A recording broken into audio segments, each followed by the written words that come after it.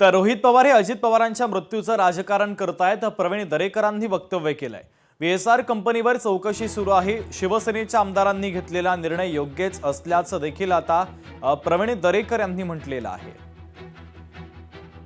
आपल्या बरोबर आहेत भाजपचे आमदार प्रवीण दरेकर. आपण त्यांना विचारणार आहोत, सर नेमकं ज्या पद्धतीने रोहित पवार आरोप करतायत, सातत्याने पत्रकार परिषदा घेतात आणि तक्रार देखील त्यांची नोंदवली गेली नाही, त्यावर देखील त्यांनी आज भाष्य केलेलं आहे. कसं बघताय याकडे? मला वाटतं महाराष्ट्रातल्या राजकारणातला दुर्दैवी असा प्रकार ते करतायत. जे झालेल्या घटनेचं राजकारण करणं, अजितदादांचं जाणं हे सगळ्यांच्या मनाला हळहळ व्यक्त करणार आहे. महाराष्ट्रातलं एकही माणूस अजितदादांच्या जाण्याने हळहळला नाही असं नाही. सगळ्यांना चौकशी व्हावी वाटते. सगळ्या तपास यंत्रणा चौकशा करतायत. दस्तूरखुद्द राज्याचे मुख्यमंत्री देवेंद्र फडणवीस साहेब यांनी केंद्रीय गृहमंत्र्यांना CBIच्या चौकशीची मागणी केली. आणखी वाटेल त्या प्लॅटफॉर्मवर चौकशी करायची तयारी आहे. यांच्याकडे काही इनपुट्स असतील तर त्यांनी त्या ठिकाणी ते संबंधित तपास यंत्रणांना द्यावेत. आणखी चौकशी तपास सक्षमतेनं भक्कमपणे त्या ठिकाणी होईल. परंतु ह्यांना तपास चौकशी याच्याशी देणं घेणं नाही.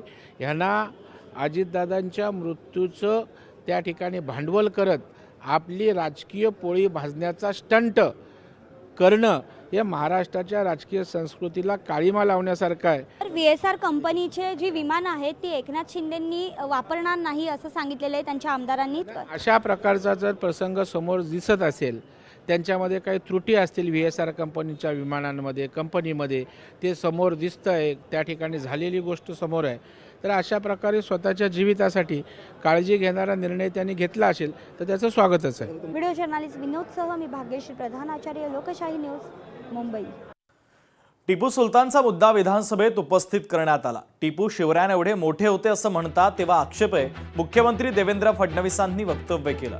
इतिहास नीट शिकवला असता तर औरंगजेबाला मुस्लिमांनी मानलं नसतं. वर्षानुवर्ष या देशामध्ये अभ्यासक्रमात मोगली साम्राज्याला 17 पानं देण्यात आली. मोदी सरकारनं शिवरायांच्या इतिहासाला 20 पानं दिली असं देवेंद्र फडणवीसांनी म्हटलं. या देशामध्ये देशभक्त मुस्लिम आहेत, त्यांना विरोध नाही असं महत्त्वाचं विधान मुख्यमंत्री देवेंद्र फडणवीसांनी केलेलं आहे.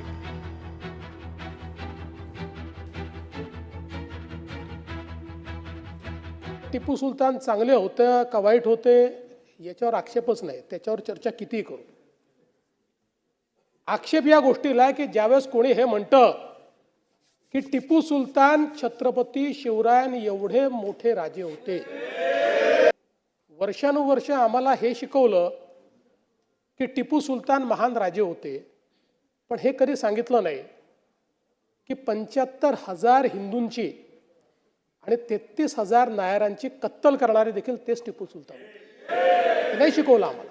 सरकारने 70 वर्ष NCERTच्या पुस्तकामध्ये मोगली साम्राज्याला 17 पानं दिली आणि छत्रपती शिवरायांना 1 पॅरेग्राफ दिला. 1 पॅरेग्राफ.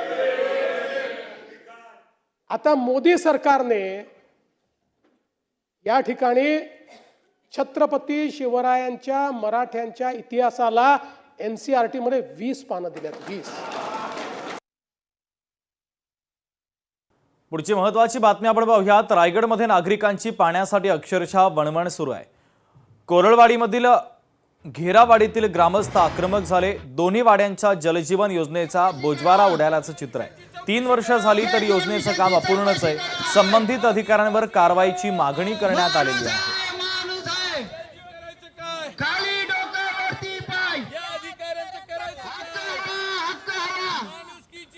कल्याण डोंबिवलीमध्ये 80 कोटींचा टॅक्स गुंता अखेर सुटणार आहे. घरमालकांचा प्रलंबित टॅक्स ट्रान्सफरचा प्रश्न अखेर मार्गी लागणार आहे.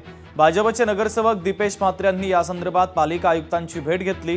प्रकरणी तातडीनं निर्णय घेण्याची त्यांनी मागणी केली.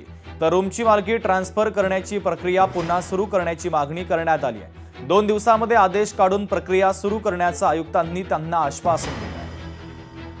आणि लोक टॅक्स भरायला तयार आहेत, पण आमच्या नावावर ट्रान्सफर करा, त्याच्यानंतर आम्ही टॅक्स भरू, अशी मागणी लोकांची होती. ती मागणी घेऊन मी आज आयुक्तांकडे आलो होतो. नोटरीवरच्या घरांचा ट्रान्सफरचा विषय खूप मोठा आणि गंभीर कल्याण डोंबिवलीमध्ये आहे. आयुक्तांनी मला आश्वस्त केलंय की जसं पूर्वी आपण नोटरी ॲग्रीमेंटवरती रूमचा ताबा किंवा रूमची मालकी ट्रान्सफर करत होतो, तशीच आताही ते सुरू करतील. जेणेकरून 70 ते 80 कोटी रुपये कल्याण डोंबिवली महानगरपालिकेचे वसूल होतील आणि ते विकास कामांमध्ये आपल्याला पुढे कामी येऊ शकतात, अशी माझी मागणी आहे आणि ती आयुक्तांनी मान्य केली आहे. आणि उद्या परवाच ते नोटिफिकेशन काढतील आणि या कामाला सुरुवात होईल.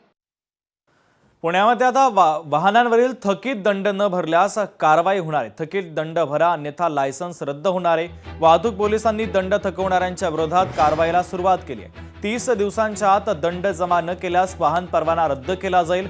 नोंदणीकृत मोबाईल क्रमांकावर नोटीस पाठवण्यात येणार आहे.